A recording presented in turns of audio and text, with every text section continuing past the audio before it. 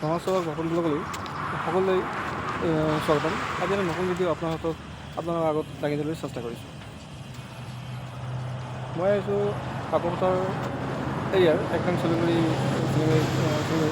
আলু সন্ধানীয় যুৱ সংঘৰ উদ্যোগত আৰু কুমচামাৰী ৰাইজ আৰু একদম চিলিগুৰি উন্নয়ন আৰু একদম চিলিগুৰি সৰ্বজনীন নামঘৰ পৰিচালক সমিতিৰ সহযোগত আমি আটাই একগোট হৈ শিৱসাগৰ জিলাৰ যি বানপীড়িত ৰাইজ তেওঁলোকৰ বাবে কিছু খাদ্য সামগ্ৰী লৈ উপস্থিত হৈছোঁহি শিৱসাগৰ ৰাইজসকল। এতিয়া আমি গৈ আছোঁ শিৱসাগৰ জিলাৰ শলগুৰি, তিতাহাৰীয়া, বৰপাত্ৰ গাঁও, কালু গাঁও আৰু গাইন গাঁও। আশা কৰোঁ এই খাদ্য সামগ্ৰী বিতৰণৰ পাছত তেওঁলোকে কিছু পৰিমাণ হ'লেও সকাহ পাব। এই চাওক ৰাইজসকল, এনেকুৱা এটা পৰিৱেশ চাওক, এনেকুৱা এটা পৰিৱেশ হৈছে, গোটেই ঘৰ ডুবি গৈছে, চাওক ৰাইজসকল।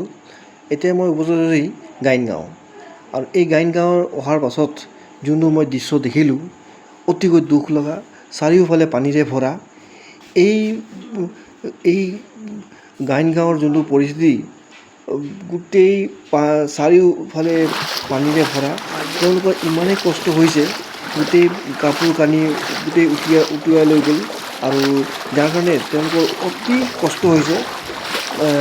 আৰু এই কষ্টৰ কাৰণে তেওঁলোকে আমি অহা মাত্ৰই তেওঁলোকে অতি সোনকালে তেওঁলোকে আমাৰ ওচৰত আহি পাইছে, আৰু আগন্তুক চব আপোনালোকে কেনেকুৱা লাগে, এটা পৰিৱেশ কাপোৰ লাগে, তাৰপিছত ৰাইজৰ মাজত খাদ্য সামগ্ৰী বস্তু লাগে, তেওঁলোকে দৌৰি গৈছে। অৱশ্যে হৈছে কাপোৰ লৈ খাদ্য সামগ্ৰী মাতি হৈছে, তাৰপিছত মানুহ আহিছে, কাপোৰ লাগে, খাদ্য সামগ্ৰী লাগে, পানী বটল লাগে, আৰু এইচব ৰাইজসকল কিমান মানুহ গোট খাইছে, তেওঁলোকক অতি প্ৰয়োজন হৈছে।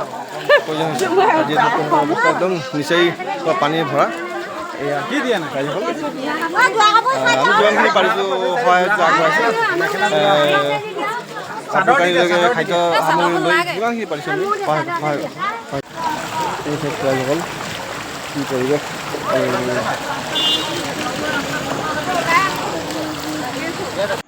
চাওক ৰাইজসকল, কিমান পানী, আৰু ইমান পানীৰ মাজত তেওঁলোকে আহিবলৈ বহুত কষ্ট হৈছে, যাৰ কাৰণে আমাৰ যুৱ সংঘৰ ল'ৰাখিনিয়ে তাত গৈ কিনে আমি সহায় কৰিবলৈ চেষ্টা কৰিছোঁ।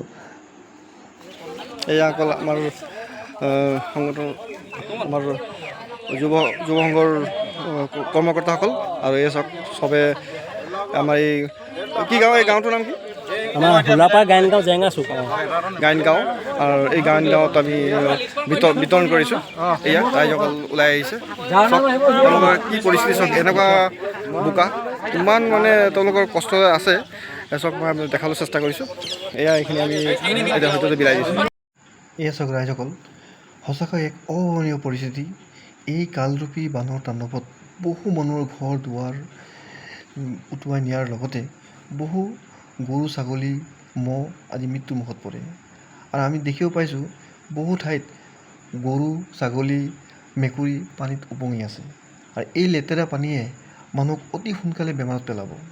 চৰকাৰলৈ মোৰ এটা বিনম্ৰ অনুৰোধ, অতি সোনকালে এই বেমাৰৰ ব্যৱস্থা কৰক, অন্যথা ই এক ভয়ংকৰ পৰিস্থিতিৰ সৃষ্টি হ'ব, আৰু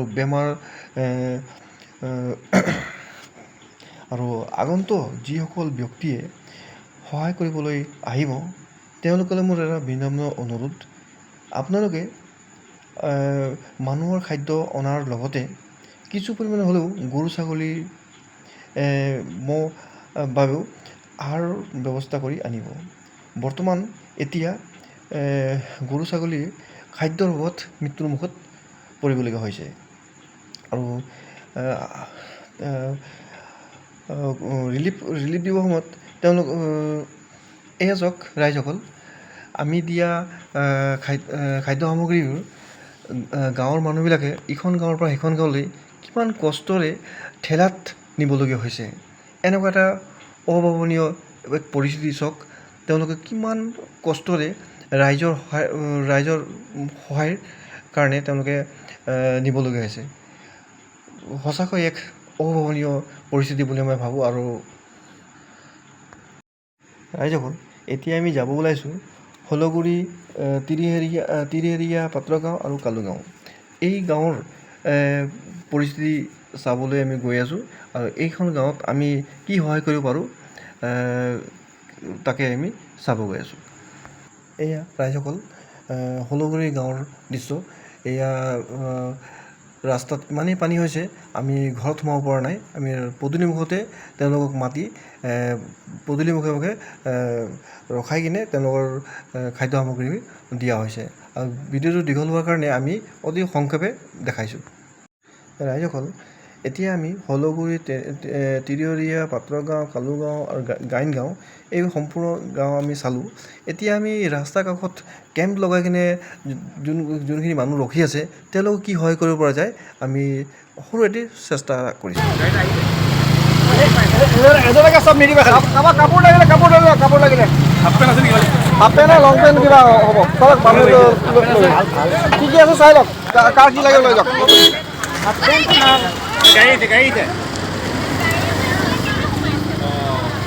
এয়া ৰাইজসকল, তেওঁলোকে ৰিলিফ কেন্দ্ৰ আৰু যিমানখিনি পাৰিছোঁ আমি দিবলৈ চেষ্টা কৰিছোঁ। এয়া ৰিলিফ নদীত পেলাই দিলোঁ। এয়া ৰাইজসকল, চাওক মানুহৰ কিমান জৰুৰী, কিমান অতি অৱশ্যক প্ৰয়োজন হৈছে। চাওক খাদ্য সামগ্ৰীৰ পৰা লৈ কিনে আপোনাৰ পানী কিমান শ্বৰ্ট হৈছে মানুহক। মানুহ চাওক কেনেকুৱা একজোট গোট খাইছে। কিমান মানুহখিনি ৰিলিফত আছে। চাওক তেওঁলোকে একদম আমি গাড়ী অনাৰ লগে লগে তেওঁলোকে দৌৰি আহিছে। আহি কিনে আমি মেডিচিন পানী দিছোঁ, খাদ্য সামগ্ৰী বস্তু দিছোঁ, ব্লিচিং পাউডাৰ দিছোঁ, সম্পূৰ্ণ বস্তু আমি তেওঁলোকক যিমানখিনি পাৰিছোঁ আমি তেওঁলোকক চেষ্টা কৰিছোঁ তেওঁলোকক যাতে তেওঁলোকে কিছু পৰিমাণে হ'লেও সহায় হওক।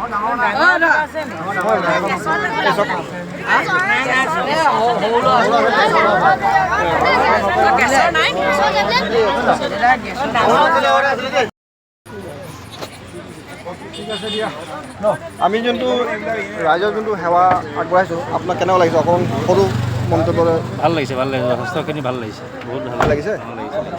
আৰু কিবা ক'ব নেকি? মানে ভাষা নাই ক'বলৈ। হয়, ঠিক আছে। হ'ল এয়া যুৱসংঘৰ কাৰ্যকৰ্তা সদস্যসকল। বন্ধুসকল, এয়া চাওক আমাৰ কৰ্মকৰ্তাসকলে ব্যস্ততাৰ মাজতে ৰাইজক যিমানখিনি পাৰে সহায়ৰ হাত আগবঢ়াই আছে। আৰু যিহেতু এতিয়া গধূলি প্ৰায় 6টা বাজিছে আৰু অলপ পাছত আন্ধাৰ হৈ যাব, গতিকেলৈ ভিডিঅ'টো আজি ইমানতে সমাপ্ত কৰিছোঁ। ধন্যবাদ। জয় আই অসম।